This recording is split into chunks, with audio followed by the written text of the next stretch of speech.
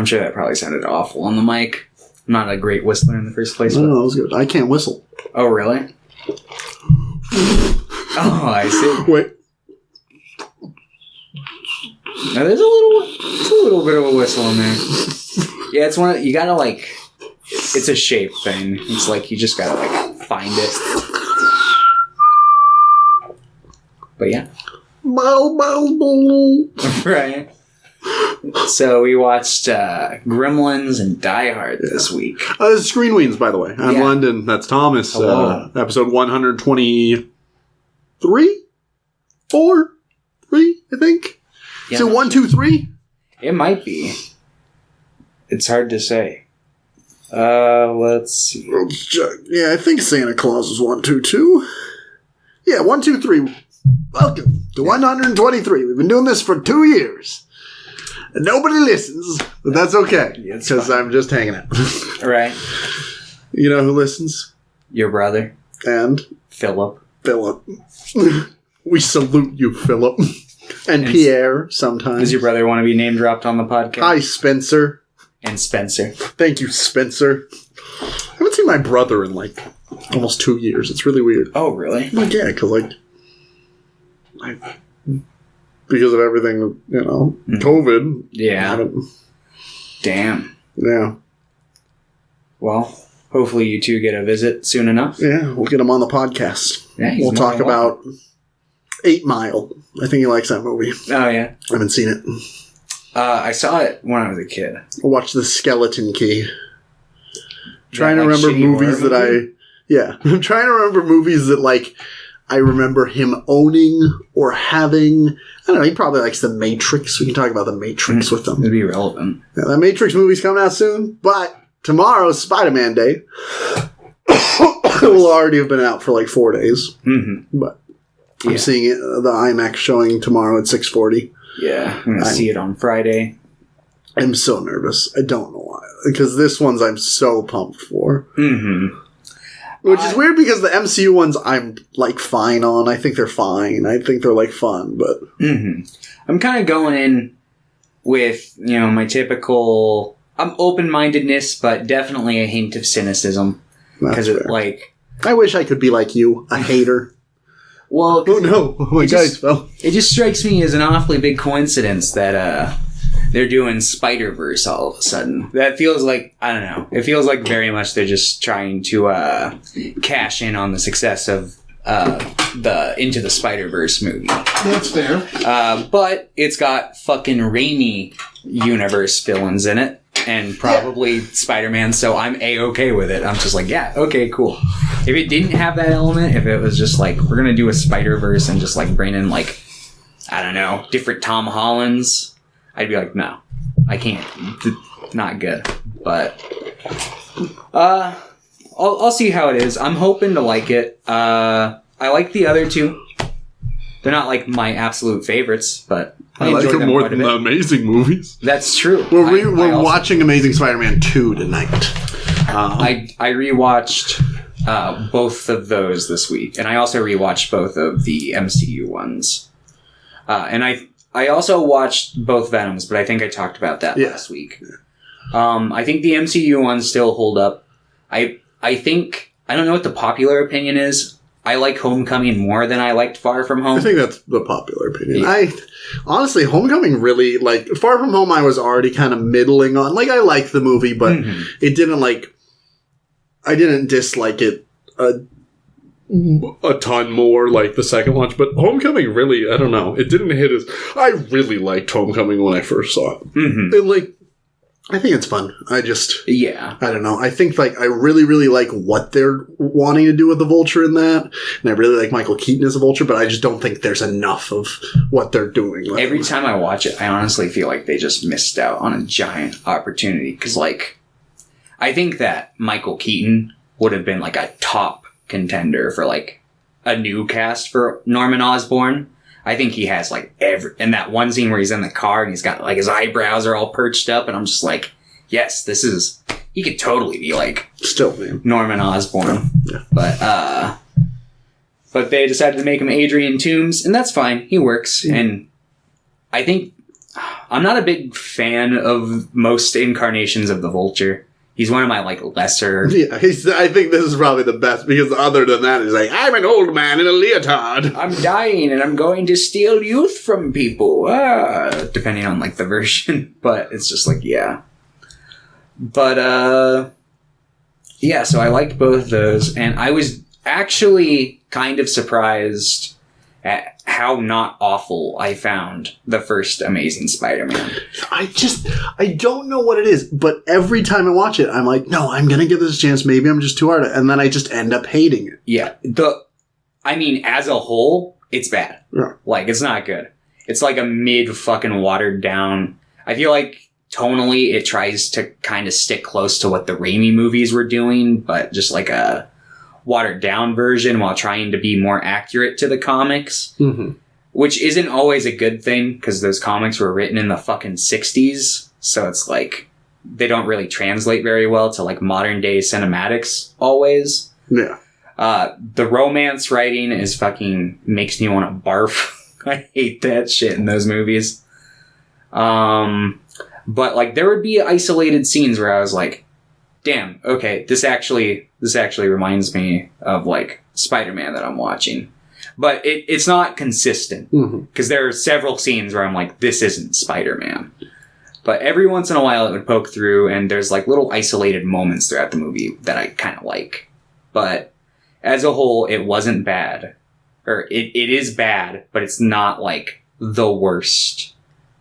And then I watched... It was the worst, but that's okay. I get what you're saying. And I like fundamentally kind of agree with you, but I don't know what it is. It's something about it just really pisses me off every time I watch it. Definitely the fact that it's just kind of a cash grab movie.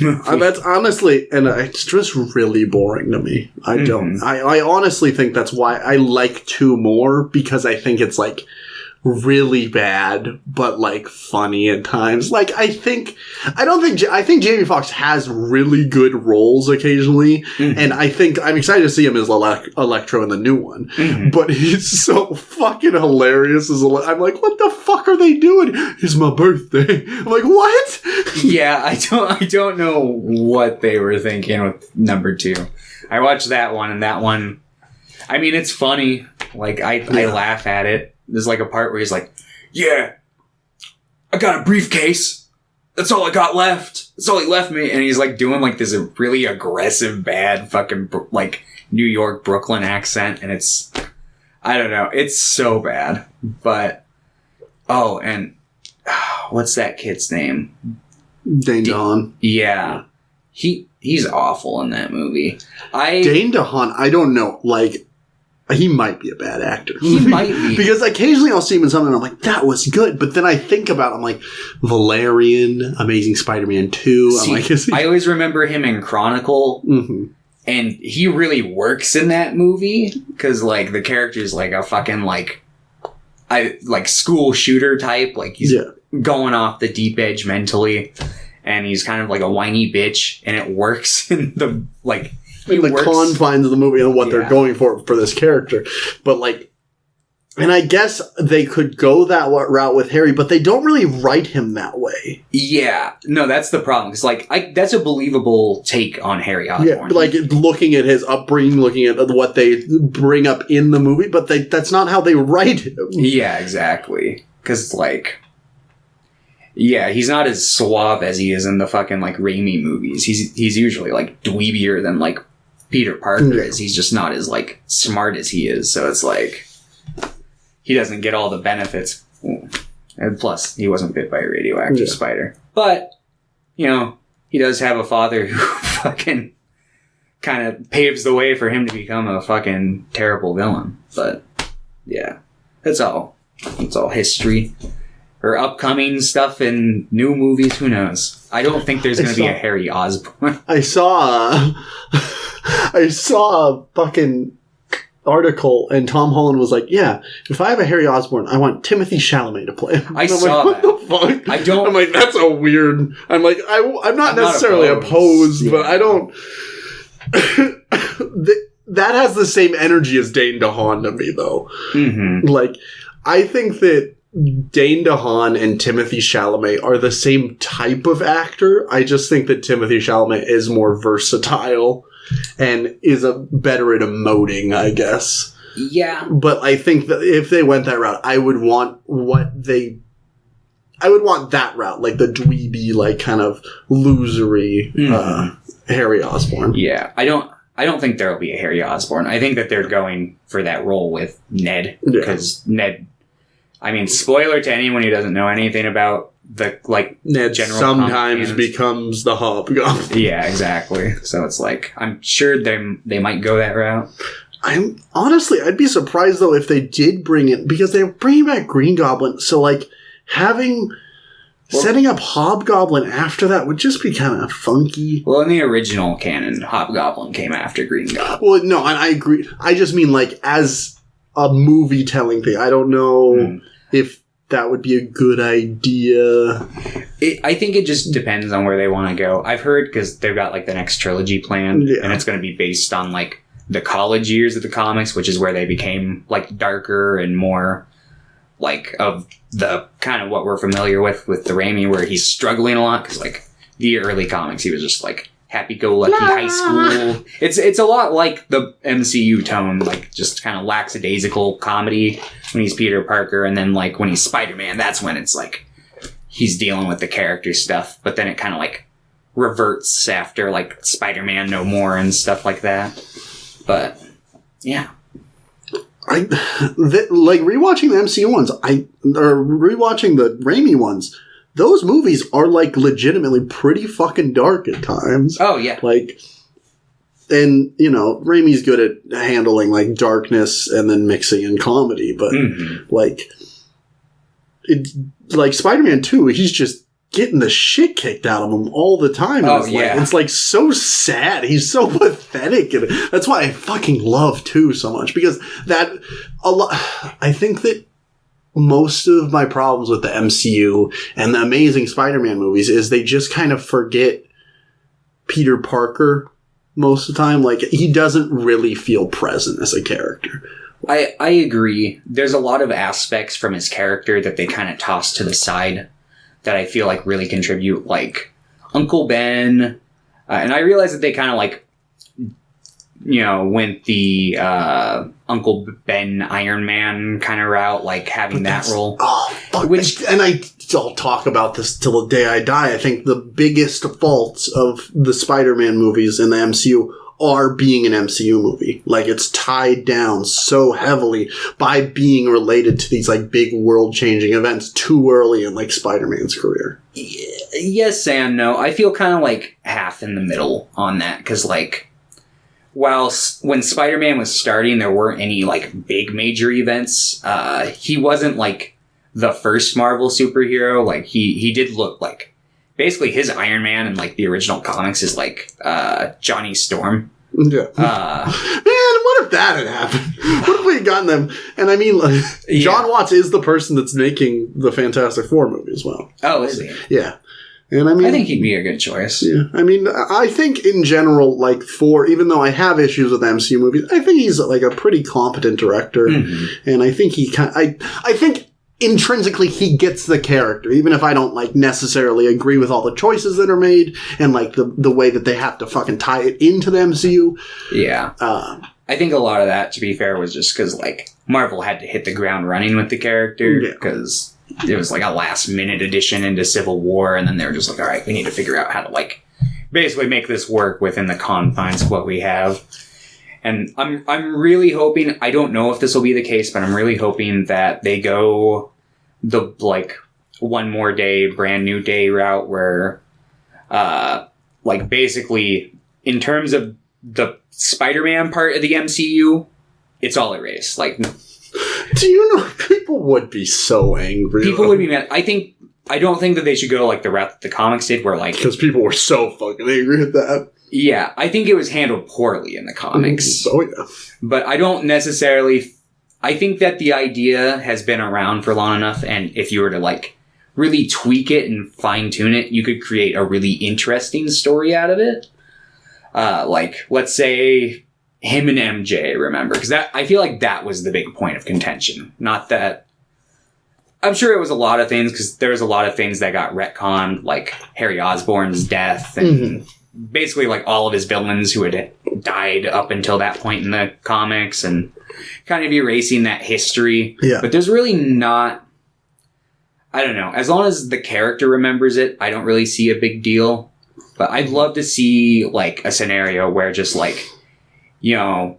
Maybe he succeeds, and then just, like, the universe gets softly rebooted around, like, the Spider-Man corner, and we see the incarnations of, like, Willem Dafoe and Alfred Molina, and them stay in this universe. But it's, like, a fresh rebooted, no one knows that Peter Parker's Spider-Man, and, like, we can get more of the classical taste where, you know, he's struggling to make ends meet because he's not best friends with the world's richest superhero. Yeah, that's another thing that's, like, really annoying in the MCU movies. Not because, like, I want to watch people suffer, but because, like, Spider-Man, like, a big part of his character is he's, like, a poor kid. Yeah.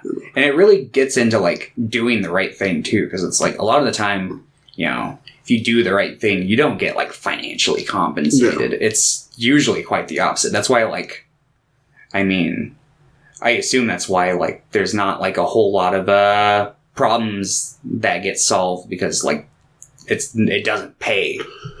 It's like, so it's like, you know, Peter Parker really is kind of inspiring in that fact. Where he's like, yeah, like, I might not be able to pay rent and I'm going to ruin my social circles, but I'm going to do what I know is, like, the right thing in this situation. Just watching the Raimi movies again, I'm just like, I fucking love it. And Spider-Man 3, rewatch that. I fucking love that movie. Yeah, Spider-Man 3 is good. It's got, like, a couple messy things about it, honestly, but it's fine. My only issue with Spider-Man 3 is it's just so fucking chocked full of stuff. And it's just, like, honestly, I think it should be, like, 3 hours. Like, the way that, honestly, Venom's kind of, like, pushed in from looking at, like, hearing the stories and stuff. But just having, like, another 30 minutes where just you kind of flesh out the Venom part of it, I think it would be on par with the rest, in my opinion. Yeah. And there's some fucking sick-ass lines. Like, remember the line when it's like, you want forgiveness? Get religion. That line goes so fucking hard. Yeah. Yeah, no, it's so good. I love that movie. Like, I love all three of the original. I'm so excited to see Sandman again. Yeah, I think Thomas Hayden Church was... I don't think he's talked about enough, because I think he's fucking amazing as Sandman.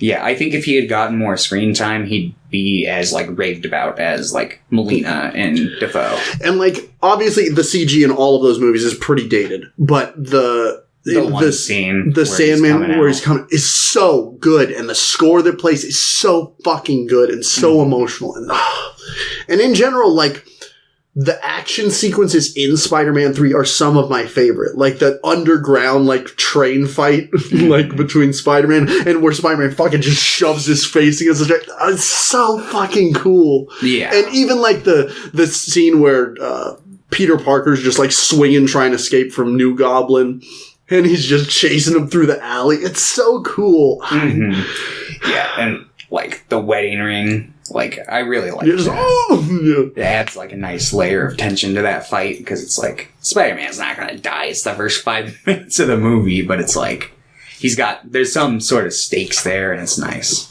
Yeah, I just love Spider-Man 3. Yeah, Spider-Man 3 is good. Like, obviously, I like 1 and 2 more, but oh yeah, I feel like I need to defend 3 more, because most people agree, yeah, Spider-Man 1 and 2 are fucking awesome. I'm like, yeah, but don't forget about 3. I feel bad for Raimi, because apparently he's gotten shit for years, and he wasn't happy with it either. Yeah, like, he was basically, like, strong-armed into incorporating Venom into the movie, because, like, there's a lot of fans who wanted to see Venom, and he's like, well, I grew up reading, like, Silver Age Spider-Man. I didn't read, like, Venom growing up, so I don't have a passion to the character. And I think even with that in mind, I think just had he had more prep time, he probably could have made it work better, but it was just like, you know, they were still, like, rewriting it when they started shooting it. So it's like, with that type of context, the movie turned out great. Yeah.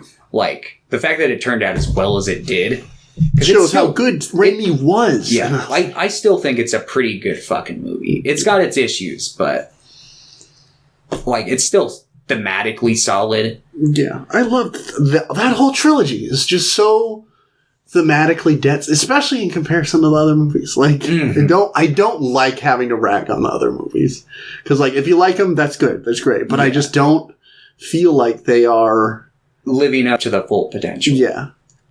Which is why I'm really excited for Multiverse of Madness. Yeah, I don't like. I'm really hoping. Like Raimi's last movie was what? Oz the Great and Powerful, but yeah, that movie wasn't awful. I guess I didn't watch it. It was. I think I saw it in theaters because my mom was a big fan of Wizard of Oz. Yeah, I don't really want to watch it now because James Franco. Yeah, Spider-Man. Those movies get a pass. Yeah, I'm not watching it for James Franco. He's not the main character. But it's just like, damn it! I need because he had so many good hits. The Evil Dead trilogy, the Spider-Man trilogy, Drag Me to Hell. I think is really good. That's all I've seen. Darkman. I've seen Darkman's great. Darkman's so fucking good. Yeah, we need to cover the Darkman trilogy at some point. Even though Sam Raimi only works on the first one. But the sequel is every time I'm like, I kind of want to watch Darkman 2, and then I watch a trailer. I'm like, no, I don't. Never mind. I mean, honestly, I've probably seen worse, but it's just like... We've seen worse on the podcast. Yeah, but it's just like, I don't know, I don't want to sully Darkman, because like, I haven't even watched Darkman in years. I might rewatch it and be like, oh, that's kind of mid. Yeah. Like a stepping stone to Spider-Man, but like, I like to imagine that it's still like a great movie. Yeah. We'll rewatch it eventually. Yeah. But, yeah. Did you... Okay, we've been talking about Spider-Man for 20 minutes. Did you watch anything else this week or do anything? Aside from the Spider-Man stuff, no. Okay. I've been prepping for that. I started the third DLC, and it's hard for the Spider-Man PS4 game. So I'm playing it on Ultimate, and I played the entire story and the first two DLCs on Ultimate, and I thought it was pretty easy, but now it's kicking my ass. I don't know if it's because I took like a huge break and I'm like jumping into it again, but like, God, a lot of the side stuff, it's like, yeah, go like to this warehouse and fight a bunch of Hammerheads guys with Sable Tech, and there's like fucking like 6 waves, and they're all like giant, and they all have like those big brawny guys with like Gatling guns and like jetpack guys and guys with whips, and there's a bunch of them all at once, and you're just like, oh fuck. Like it's kind of a pain in the ass, but I'm determined to beat it and finally play Miles Morales. Yeah, I've been thinking about... my friend got me really into the Dragon Age Inquisition, so I've been just blowing through that, because I got sick last week, and I missed 2 days of work, but I just stayed home and like played like 6 hours of video games each day, which is a lot for me. Yeah. But I've been really into that game. It's a BioWare game, so like KOTOR and Mass Effect. And I used to be really into BioWare games, and I just haven't played one in a while. But as soon as I picked it, I'm like, fuck, I miss BioWare games. I've been playing that a lot. But after I beat that, I think I'm going to replay Spider-Man and then play Miles Morales. Just because I really like Spider-Man. Yeah, it's a good game. Yeah. I watched... I finally saw a new Wes Anderson movie, French Dispatch. Oh, yeah, I saw that you liked it. I liked it, yeah. I thought it was pretty good. Pretty great. I was really nervous going in, just because, like, I don't know. Last Endeavor wasn't great. Yeah, I wasn't a big fan of Isle of Dogs, but pretty much most of his other movies I enjoyed, so I'm sure I'll probably enjoy this one. And I watched the new Disney movie finally, Encanto. Oh, yeah. I really liked it. I'm a sucker for those family drama films, so... and if they do it well in an animated movie, I'm like, cool, I'm in. I'm going to start crying. And I did. I was like, oh my god! John Leguizamo's in it.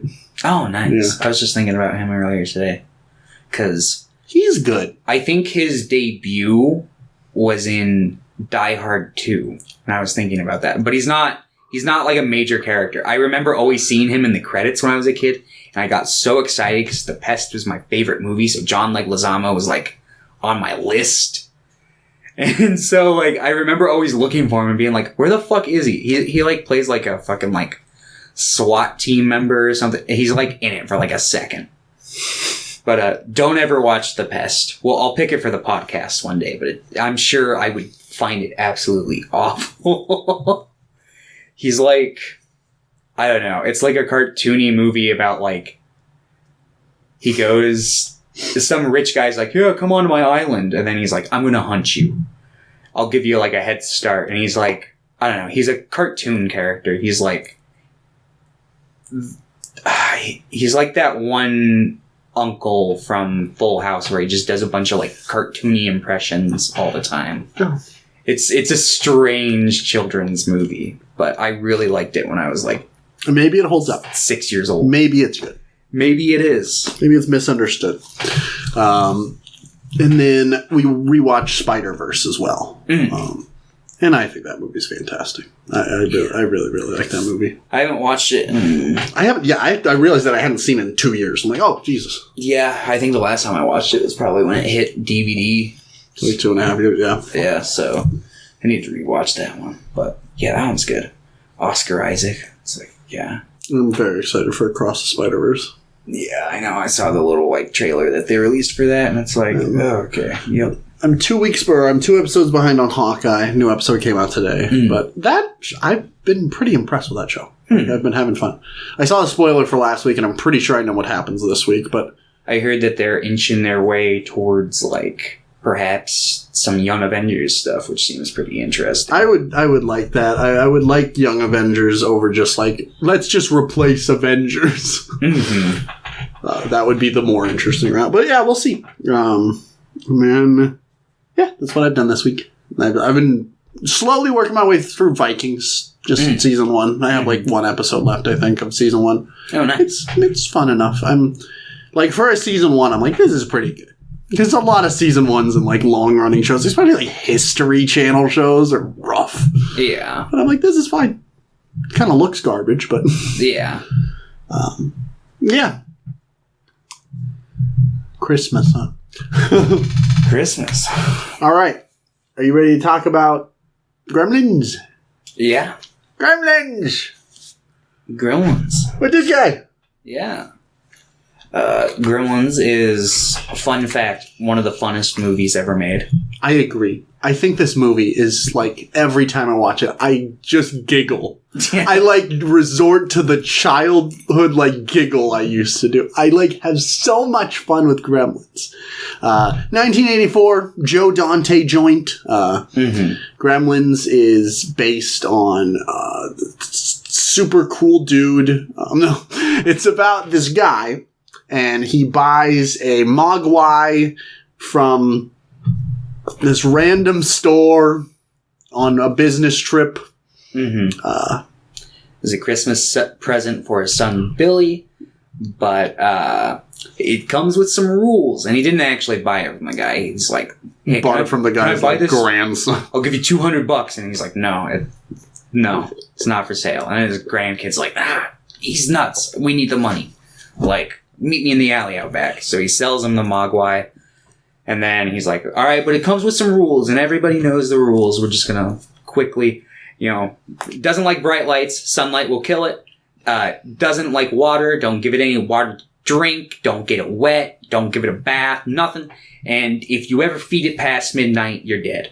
Yeah, don't ever feed it past midnight. The classic. And, like, the sequel, like, makes fun of these rules. The sequel is literally just, like... The sequel's fun in its own right, but it's just a parody of this one. While this one, like, tries to take its own concepts pretty seriously. Yeah, this movie is very much, like, kind of a throwback to, like, 50s creature features. And it's fun. It's a lot of fun. It captures, like, the kind of, like, small-town charm vibe of those movies, along with, like, having just, like, a fun monster that's just, like, wreaking havoc on the, like, society. It's pretty fun. You see, like, kind of tributes to, like, the movies that I feel like they're kind of tonally going for, like, Invasion of the Body Snatchers and, like, It's a Wonderful Life. Yeah. Because you just see them watching these things. Invasion of the Body Snatchers is something we need to watch on the podcast. We do. I've seen that original one. It's fucking awesome. Yeah, we need to do one with like a compare and contrast of like that and the 70s one. Because I've heard the 70s one's even better. Yeah, I've heard good things about the 70s one. But, no, I think Gremlins is, like, phenomenal. There's some things that I think are so fucking funny. Like, nobody takes the rules seriously. Billy's a fucking awful owner. Like, he cares about Gizmo. Yeah. But he just, like, he's a kid. He's like, mistakes. Yeah. His dad's a fucking idiot. He's like, I'll just take it. It'll be fine. And he, like, totally forgets to tell them the rules. And it's just... There's just a lot to really like about this movie. But then there's, like, stuff that I really like as well. Like, there's this horror as a backdrop of, like, this community that is just extremely, like, poverty-stricken. And, like, everyone's just so fucking poor. Billy's dad's leaving for the holidays, so he feels like he needs to get his son something so he doesn't fucking hate him. Yeah. There's, like... it's like... There's, like, the entire town is indebted to this woman, like, named, like, Mrs. Deagle. Yeah. She's kind of got, like, a grasp on the town. It's like a woman who, like, pleads for, like, an extension. Now you know what to ask for Santa. Yeah, and it's like, we see, like, I can't remember the character's name. Dick Miller. He's, like, been laid off, and he, like, blames foreigners for everything. Yeah. I didn't remember how racist his character was. It's like, foreign cars or little gremlins in my car. Yeah, there's, like, a part where he's at the bar, and he's like, I opened up my American Kentucky-made, like... Kentucky Harvester. Yeah, my Kentucky Harvester, and it's full of foreign parts. And he keeps... It's a way for them to drop Gremlins into the movie. Yeah. Gremlins. But yeah, basically he gets Gizmo wet, and Gizmo pops out a bunch of other Mogwais, like 5 of them. But they're a little more dastardly. Yeah. They bully Gizmo. Yeah. It's so sad. Gizmo, like, has such a sad... I'm like, no, not Gizmo. Yeah, it's just like, oh, poor guy. He's like there. It's like Christmas morning. He's playing a trumpet. He's like, blah, blah, blah, blah. And then they like spit at him, and he's just like, oh, and I'm like, no, Gizmo. I'm so curious about like Mogwais. I know it's like not a real thing, but I just find like the concept of them. It's like Gizmo, the last one. Are they all like assholes, and he was like the only nice one, or is it like? He's not necessarily the last one, and all like the regular ones are fine. They're chill, but then but the water one's like, I'm evil, I'm the evil one. Yeah.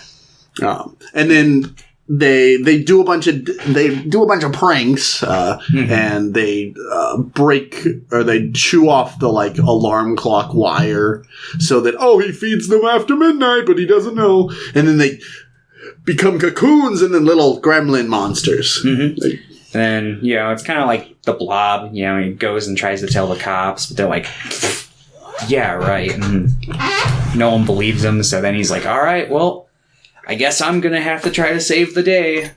So then, they lock a bunch of them up in like a movie theater because it's getting, it's about to get light outside, so they've all like gathered in one place. Except, after they light the movie theater on fire, you see Stripe. Stripe is still around. He went to go get candy. Yeah, and the Gremlins cleaned out that concession stand. I like how there was popcorn in there. I guess we don't... I guess it probably was like early evening when they started wreaking their havoc, so I guess that makes sense. But, so... They go after Stripe, and Stripe almost fucking kills Billy. But then Gizmo saves the day. In his little car. Yeah, I love that scene. Like, Stripe's in, like, a bird bath, just about to multiply some more, and then Gizmo just, like, and, like, hits the curtains, and they open up, and Stripe dies. Yeah. And, that's pretty much the movie. Then the old guy comes and takes Gizmo back, and he's like, well... Maybe one day you'll be... Yeah. And he's like, bye, Billy, and then, the movie ends. But, I guess just jump around, talk about some different things with the movie. Yeah, I love this movie. It's so good. It takes about 45 minutes for the conflict to start. But yeah, but it has a lot of interesting stuff and just fun moments and there's I like the weird gadgets his dad's always making and they just don't work. I do like those, but I felt like watching it this time, there's a little too many scenes where it's just they cut away so often, and every time he's like, I got this gadget I'm working on. Or it'll be I like some of the earlier scenes where it's Billy in the kitchen, he's gonna make orange juice or something. And he's just very hesitantly, there's ominous music playing. Stuff like that I'm fine with, but then there are just several points where it cuts to him at the convention. And I think once or twice would have been fine, but I think they cut away to him 4 times. After that point, and it's just you don't need to show me what he's up to this much. No, I want to know. It should have been told through his line. I also felt like they were setting up Judge Reinhold's character for something, a payoff, maybe something like Deagle, but they just forgot to maybe he got cut or something. Because he's kind of built up to be a bully in Billy's life. Yeah. And then he's just gone. There's the scene at the bar, and then he just is not present at all for the rest of the movie. And it's I just found that to be a little strange. I was okay. But aside from that, I don't really have any gripes at this movie. It's a great time. Yeah, there's it's weird because most of these types of movies I would have an issue with this idea of this mysticism from an Asian perspective. It's oh yeah, there's 2 Asian characters and they're just there as devices to sell the Mogwai. But I don't know, it's way over the top in this and just kind of really goofy, and it's I don't have as much of an issue as I would in other films, I guess. Yeah, it technically I think would fall into that type of mysticism that you're talking about. But I mean, I don't know. It really doesn't focus in on it. It's just like you said, kind of an outlet for them to get the Mogwai, and then that's. Plus, I like the grandfather as a character. That fucking last those gadget things really pay off because I think that last joke's really fucking funny. Where it's smokeless ashtray. Yeah. Oh yeah, and he's how did you know that? And he's the guy at the store tried to sell me one. Thank you so much. I'm that's good. That's good. What's it called? The mom's a badass. The mom is a badass. She kills 4 of them. Yeah, she fucking takes on all. That scene's fucking awesome. Yeah. Oh, God, I love that kitchen scene. That whole sequence where she's upstairs and it's just Billy, what's wrong? They've hatched Mom. Get out of the line cut. And then it's just the creepy Christmas song playing downstairs. And then she's just walks into her kitchen and just fucking chowing down on those delicious looking gingerbread men. I always thought those things looked great. But yeah, fucking let's see. I like Kate in this movie. Yeah. I love her Santa story. Yeah. I do also really I like it as a device in this one. I like it thematically that this makes sense. It works as a self-contained more serious moment, but it's also very funny in retrospect. Thing about the thing in the second movie where it's my uncle died on Lincoln's birthday or whatever. Yeah. That Gremlins 2 isn't as good for me, but it's pretty fucking funny. Because, they were Joe Dante, please make a sequel. And he's no, I don't want to. And they're what do we have to do to get you to make a sequel? And he's let me do whatever I want. And they're yeah, of course. And he's I'm just going to make fun of the first movie. There's no way I can top it. So it's kind of like Texas Chainsaw 2. It does the same thing. And I love that sequel as well. It's just let's just have a good time. It's a scene in 2 where Leonard Maltin, is that critic's name? He's giving a bad review on Gremlins 1 because I think he did in real life, but then just a bunch of gremlins come and attack him and stuff. I'm not going to get into Gremlins 2 because that's a whole different can of worms, but that one's fun. If you like the first Gremlins, give that one a shot. It's not the same, but it's a fun time. If you like the fun, wacky... If you like the bar scene from this movie, you'll love Gremlins, too. It's just like the whole... It's just the whole bar scene. Yeah. Hinata likes Gremlins, too, more than one. That's... I mean, I don't blame anyone who does. I can see why. Yeah. There's, like, one who, like, burps and vegetables grow on his face because he drinks, like, a scientific experiment.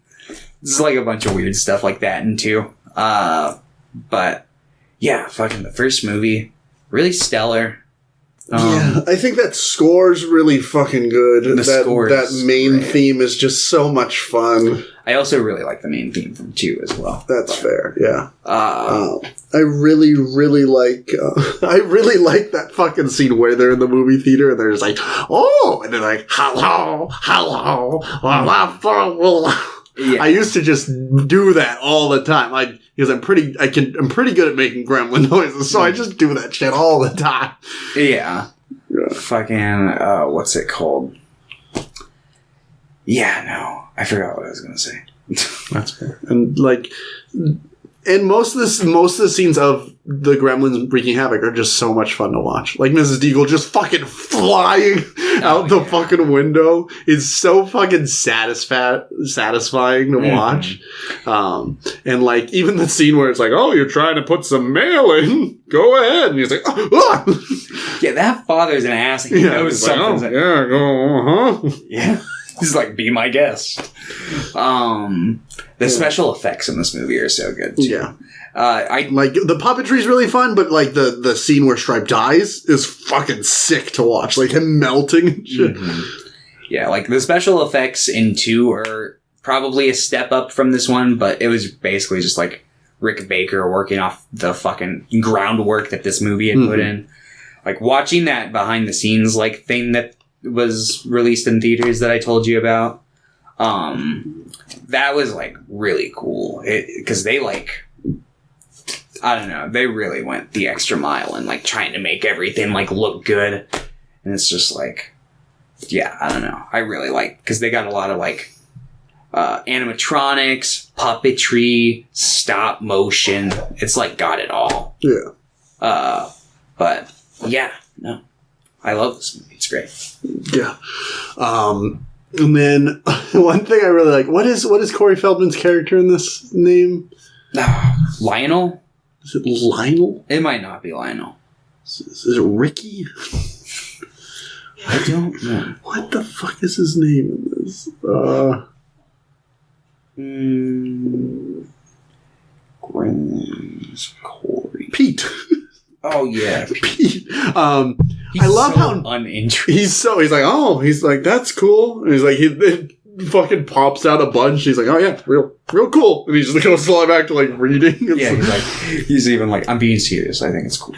But like his character and Billy's character represent a cool thing where it's like it adds back to that like, oh, this weird horror that it's like talking about in the background of this town that's just overcome with poverty, because like this kid's like, he's what, like he's a high schooler in this, he's like 14, 15 or whatever. And he's just fucking like working every day after as a fucking tree for his dad. That fucking tree. And Billy has a job working in a fucking bank while I think he also goes to, I don't know what it is, but yeah, he works at a bank, and then he used to be like a published comic artist or something. Like there's a line about it in the beginning where Dick Miller's like, oh, I look forward to reading your comics every week in the paper. And he's like, no, he says anytime I'll see him in the paper. So he's not a published comic, but he's like, no, I'm going to see him in the funnies along with, he says some old shit. And he's like, I don't think they put those in the paper anymore. Oh. And he's like, fuck. Oh, okay. But Kate, she works like at the bank, and then she also works like nights at the bar for free. Yeah. And it's just like, damn. Just so that things don't like just collapse and like, and there's another thing where it's like this generation of people are like trying to keep this community together that's just falling apart at the hands of this fucking evil rich woman. Mm-hmm. And yeah, all that stuff's like super interesting. Yeah. Like Gremlins, while being extremely fun, also has like a lot of interesting framework around it that it has. Mm-hmm. and that's like why I think Gremlins is so fucking good, and it remains interesting every time I watch it. Because like, yeah, I giggle at things and I like think it's very fun, but I'm like, that's also like really interesting, and like they didn't have to make these choices, but they did for a reason, and I like to think about those reasons. Yeah. You know, I'm rooting for Gremlins 3. I don't know if you are. You know, I know Joe Dante's like not really involved, but yeah, I know the guy who plays Billy has been like. Basically, for years, he's like, there will be a Gremlins 3. He's in like a Mountain Dew commercial or something that's got like Gizmo in it. Yeah, I remember when that. His daughter's got like little Mogwai too. In that commercial. I think Gremlins 3 could be great. Yeah, I mean, I don't think Joe Dante necessarily needs to work on it. I like as long as someone who's passionate for the project works on it, because like. I feel like Hollywood will reboot a lot of stuff, and they'll just kind of throw whoever. They're like, oh, this person. Ryan Johnson should make Gremlins 3. I mean, I'm sure he'd probably do a decent job with it. I mean, I don't hold the fucking contempt in my heart like most people do for him. But I love Ryan Johnson. I mean, I like his movies. I liked The Last Jedi when I saw it in theaters. Not since, but I'll watch it again someday, maybe. I'm excited for Knives Out too. Yeah, I liked Knives Out. Yeah. I've seen another one of his movies. Seen Brick? I haven't seen Brick. Looper? I've seen Looper. I'm mixed on Looper. I liked it when I saw it, but I feel like I wouldn't like it now. I don't know. I think Looper holds up. I think you might like Looper. Maybe. It's hard to say. I'll probably eventually pick Ryan Johnson for a deep dive. Yeah, probably. It's not. I just wish we didn't have jobs and we could just talk about movies all day. Right. Just stream us watching movies. Oh, that'd be nice.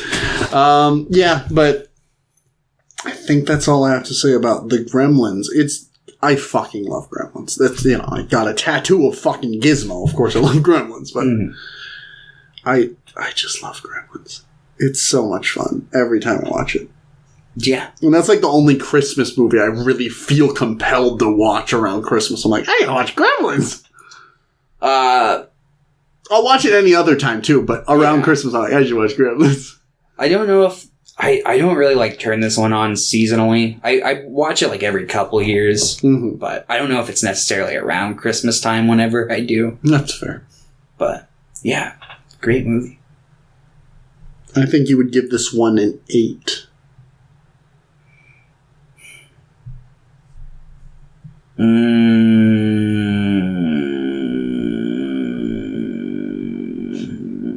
Seven? Okay. Thought it was going to be between those two. Yeah, I was debating it heavily. Like, I was thinking about that today. I'm like, I don't know. It's like, is this a 7 or an 8? I gave Fright Night a 7, so this has to be a 7 too. Preposterous. Fright Night deserves a 9. Probably, but... but you're a weirdo. I'm a weirdo, yeah. You would give this one like a 9. A 10? Yeah, no, I actually, like, I love Gremlins. I love Gremlins! Whoa!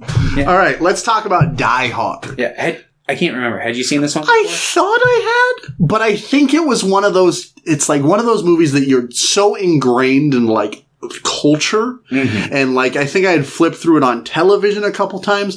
I think I had just, like, absorbed Die Hard, but I don't think I'd actually seen it. What'd you think? I think it's mostly good.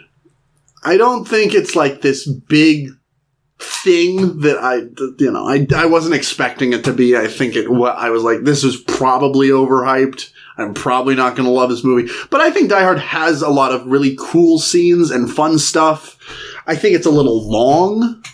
And I don't like the subplot about the cop who's like, I gotta get over the fact that I shot a kid.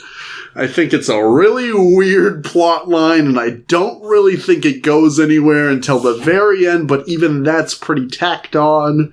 It's just kind of weird.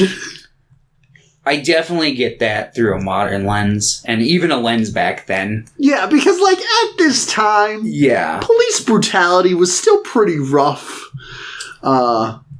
What year did this come out? 88, right? What year I was... believe so.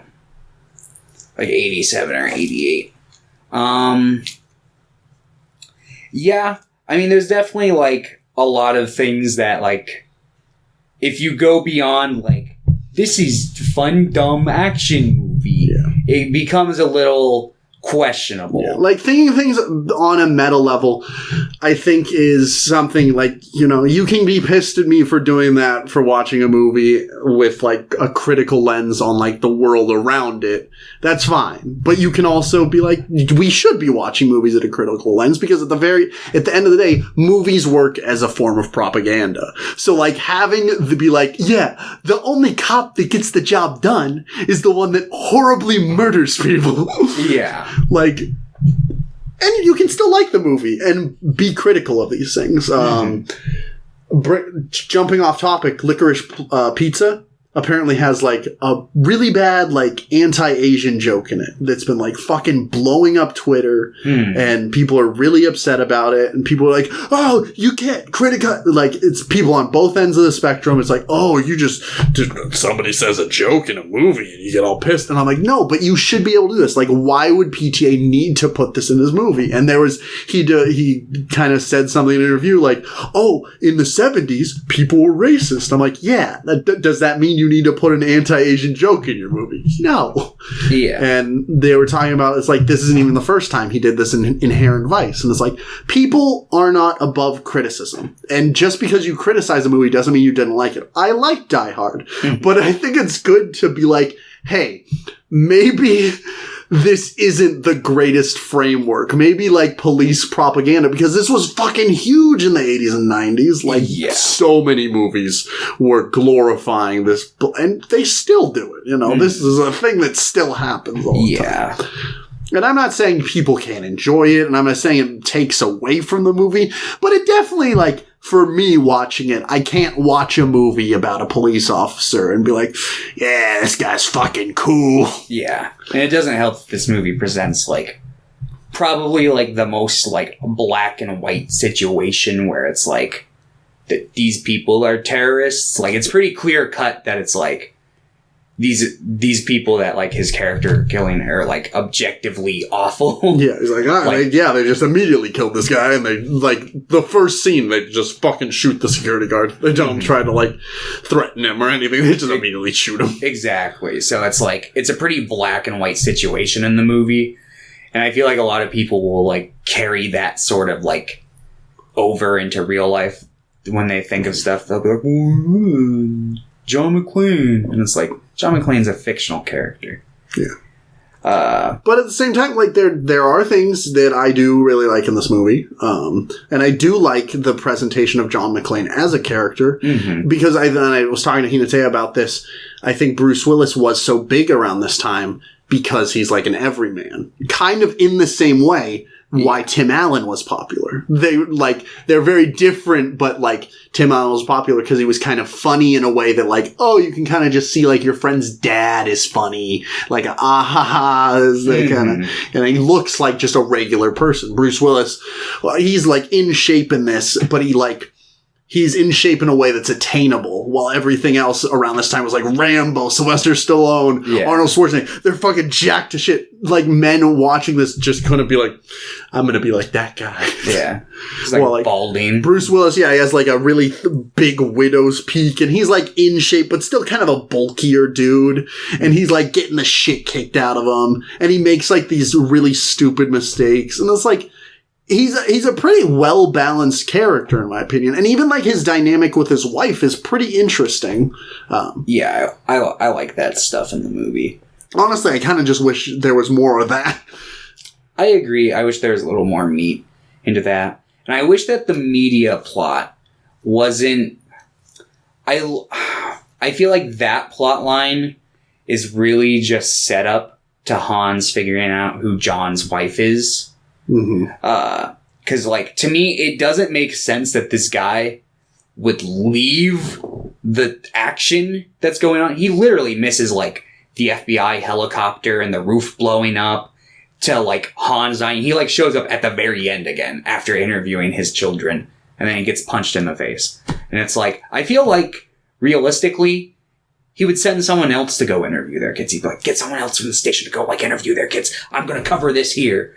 Like, but, like, he doesn't. And maybe that's, like, it's like intentional. Maybe they're like, yeah, he made a dumb mistake and revealed himself to be, like, a fucking asshole who was, like, searching for, like, a deeper scoop as opposed to, like, actually reporting the news or something. Maybe it was trying to make some sort of a commentary on media. But, like, I don't know. That plotline didn't do much for me. But I like that we got to see... I like the scenes with the fucking anchor guy. Because there's, like, that one point where he's just, like... He's like, you're on the air, and he's like, oh, hello! And then, like, there's another point where he's like, that's, you know, tries to explain something to the audience. He's like, oh, it's Swedish. And they're like, it's actually Finland. And he's like... Yeah. And I don't know, I found that part. I'm glad they shared that little embarrassing moment. It was totally not necessary, and it didn't contribute anything to the film. But I thought it was funny. Yeah, it was... I think this movie... I didn't get the feeling that it was too long when I was watching it. I actually found it to be... In my opinion, I thought it was pretty well structured. Like, you've got the first hour, which is set up to, like, basically, like, you know, getting John to the party. You get his relationship with his wife and a little insight to that. Then the second half of the first half, or I guess the second quarter, is like, you know, Hans and his terrorist friends show up and start holding people hostage, and John, like, is basically just trying to, like, stay alive, get a weapon, get the attention of the police. And then the second half, we start introducing, like, B and C plots into the movie with, like, Carl Winslow's character. I know that's not the actor's name, but I mean, it's one for one. They even, like... I remember watching Family Matters as a kid. They literally slide that same backstory into that series. I'm pretty sure that happened after the movie. It might have been vice versa. I don't know. But I know in Family Matters, there's like an episode focused on, like, his trauma with shooting a kid accidentally. His name's Al in this movie. Al Powell. Yes. So, like, they introduce him and they, like, start bringing it. The media guy was, like, the C plot. And then the C plot eventually kind of just tapers off into nothing. I think mostly my issues with, like, the movie's length is I feel like the media plot, while interesting, I think there is something to say about, like, yeah, the media sensationalizing these things is dangerous for the victims. Mm-hmm. But I don't really think they handle it super well, and I just kind of think they forget about it. And while I think that Argyle is, like, a fun character, I don't really think that the constant jumping to him really does anything. Like, your issue with the dad in Gremlins is my same issue with this. I kind of agree. If it had been, like, maybe, like, just, like...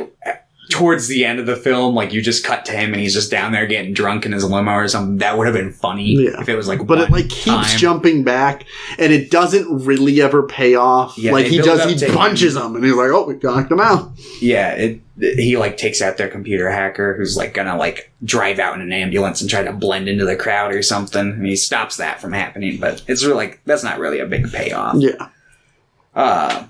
So I think that just mostly kind of, like, messes with the pacing, so maybe it felt a little longer to me because of that. I didn't think it was, like, exceptionally longer than it needed to be, just a little bit for me. Yeah. But, yeah, I really like...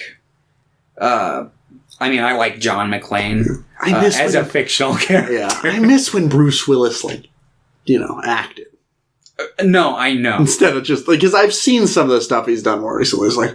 Yeah, no, he hasn't... actually tried in a performance for like 10 plus years. I don't mind his performance in Glass, but maybe I would if I rewatched it. But I was like, it felt like he was trying more than he had. Than he has in years. Like, what? Let me look. But then I didn't like that movie in general, so that didn't help with my perception. Yeah, I never watched... I think he was good. I think he is good in Looper. Like, I think he's good in Looper. Yeah, Looper. Oh, God. Looper came out in like 2011. 2012, yeah. Oh, so 9 years. 9 years since he's and Moonrise Kingdom, I think he's fun in. Yeah. And that was 2012 as well. And honestly, Wes Anderson brings out the best of washed-up actors. Yeah. Yeah, I never watched Eli Roth's Death Wish, so I can't comment on his performance in that movie, but I'm sure it's probably just more of the same. There's a movie called First Kill that I watched. It's pretty much Bruce Willis versus Hayden Christensen in it. Oh. If I remember correctly. Or maybe they're on the same side. I can't remember. I watched it 2 years ago. But I remember Hayden Christensen's actually really good in it. Because Hayden Christensen's kind of done the same route where he just kind of... But he mostly tries in the movies he's in. He has a farm. He goes and he farms. He lives with his family. And then he shows up and he's in a movie. And then he's gone for like a year. But he's really good in it. Bruce Willis is fucking awful in that movie. Yeah. But... I don't know. And it's just do I blame someone that they can they can just show up, sleep through a fucking role, and make a couple mil or whatever. Or whatever he makes, or a mil or 500,000. Yes, I do blame them. Yeah, I was going to say, yeah, absolutely. Now, if it's something like Nick Cage and his oh fuck, I'm in debt because I was financially irresponsible. But I still makes more sense. Yeah, but I still think that Nick Cage tries something in almost every movie I've seen him in. Mm-hmm. It might be something that doesn't work, but he tries. Yeah, Bruce Willis is just not. He's and he's notorious for being an asshole on set. Yeah, Kevin Smith had huge. Yeah, if he wasn't a dick, then I'd be okay, I don't know. Yeah. Adam Sandler also does the same stuff, and he funds his own movies, and he just kind of hangs out with his friends. But yeah, Adam Sandler isn't a fucking asshole. Yeah, he's just hey man, he's just a guy that got rich, a fun guy. Yeah. But yeah, fucking, I think my favorite dynamic in this movie is Bruce Willis and the guy whose brother he killed. Yeah. The big blonde guy who's the muscle of the movie, who's hunting him down aggressively the whole time. I really like that stuff. Yeah. And I like how it initially pays off before he just magically appears downstairs and gets shot by Al. That part just, I don't know, it felt like a cap to that arc. And I don't necessarily mind that story, if it was self-isolated in the movie, because I feel like it kind of shows because Bruce Willis's character had literally just thrown fucking explosives down an elevator shaft 5 minutes before or whatever, and he was getting flack from the LAPD guy, the guy from can't Breakfast blow Club. up a building. And it kind of is showing hey man, as a cop, your actions have consequences. And I kind of like it in that fashion. But then having the whole kind of redemption part of it, it's just I felt like that was unnecessary. Yeah. But yeah. Fucking Alan Rickman is fucking phenomenal in this movie. I was yeah, he has a really interesting presence, and he has a cool rise in his in that presence, and it's subtle and then it's not, and it's fun. It's kind of all over the place as the movie as it devolves into chaos. His performance kind of does too, in a good way. Yeah. I'm not a big fan. I find this one part to be kind of contrived. The part where he meets Hans upstairs, and it's he knows, but he's I'm gonna just pretend I don't know for a minute and just kind of fuck with this guy and get some insight or whatever. Which ultimately ends up kind of biting him in the ass, because then his friends show up, and then it's oh, great. You could have just fucking murked this guy and pretty much ended, the chess game, but he didn't. So it's like, all right, whatever. I find that part to be a little just like... I like what they were doing with it, but I honestly would have preferred if he didn't figure it out and he just was like with John McClane for like a decent chunk after that. But John like knows from the beginning. I like the weird accent he puts on. Like he's like, "Hi," like it sounds really weird. I'm like, what the fuck is he doing? I don't know. He's like, you should be on TV with that accent. But yeah, fucking, it's like a big robbery. They're doing it for the money.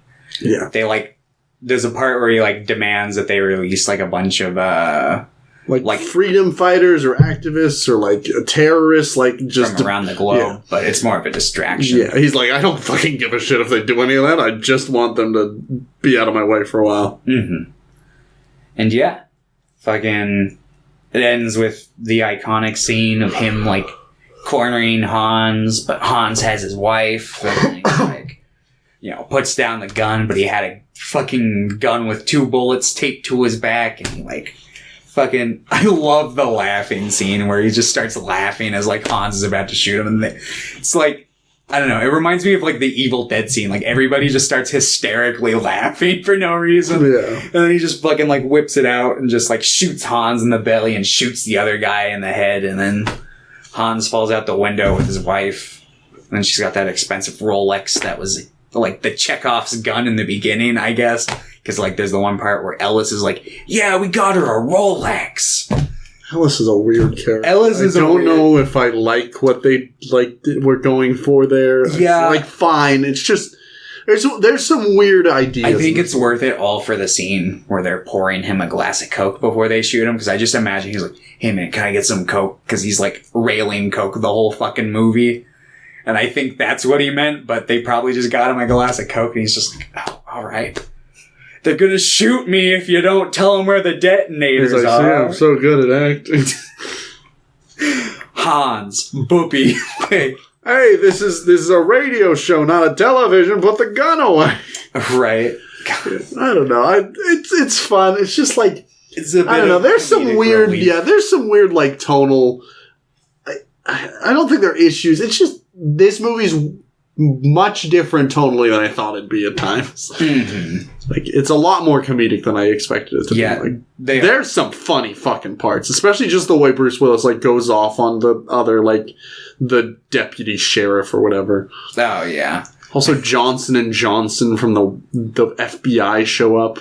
Robert Davi. I'm like, yo, it's me, the guy from Maniac Cop 2 and 3. I literally said that to you today. I'm like, that guy was in Maniac Cop 2 and 3. He's also in the Goonies, but you know. Yeah.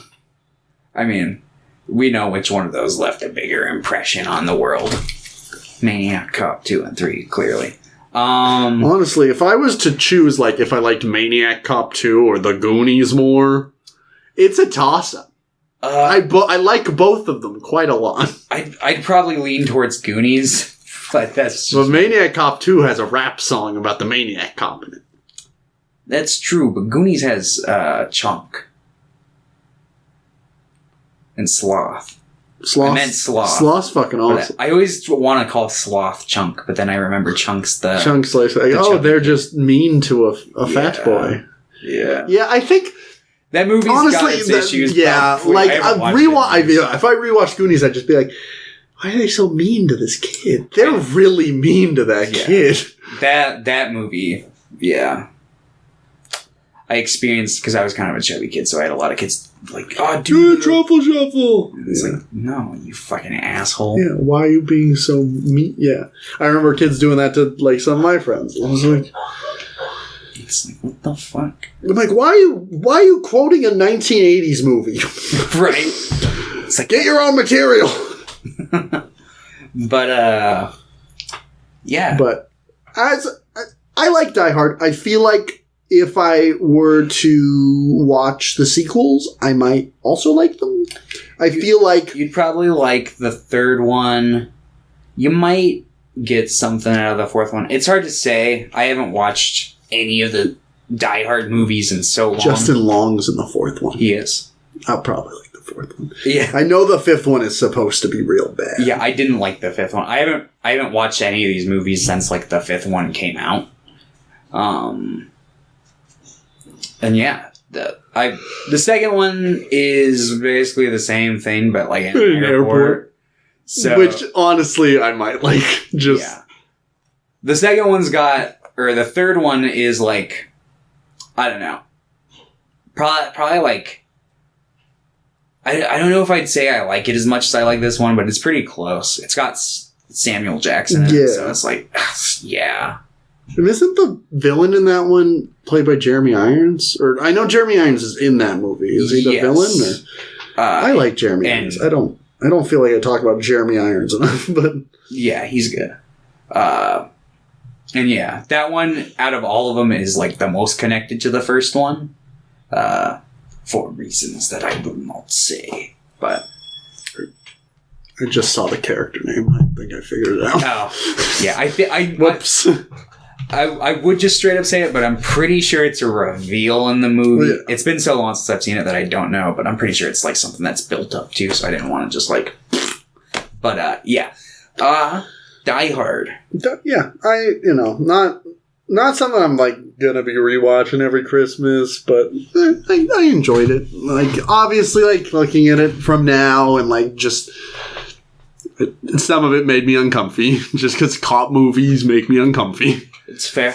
But it's fair. I liked it, and there is some fun stuff. And John McClane's a pretty interesting character. Yeah, he's kind of a psychopath. Yeah. Because he accidentally kills that guy because he like goes down the stairs. I'm giving him the benefit of doubt and assuming it was an accident, and he's just like... But then once he does that, he's like, I've got a machine gun now, and he writes on the dead body. Yeah, he like decides to use it as a taunt, and it's just like, alright, this guy's fucking unhinged, but he's on our side. Not really. That was a joke, but you know what I mean. Yeah. I think you would maybe also give this one a 7? Yeah. So... You would give this one, like a 6. Yeah. Yeah. But yeah.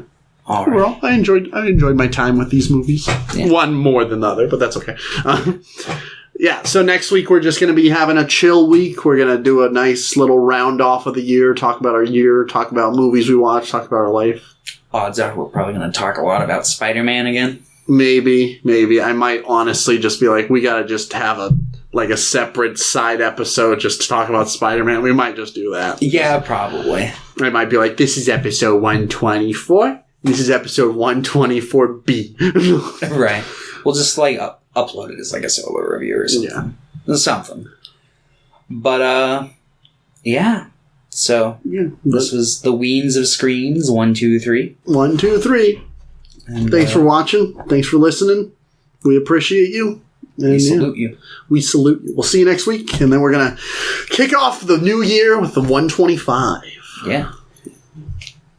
That'll be your pick?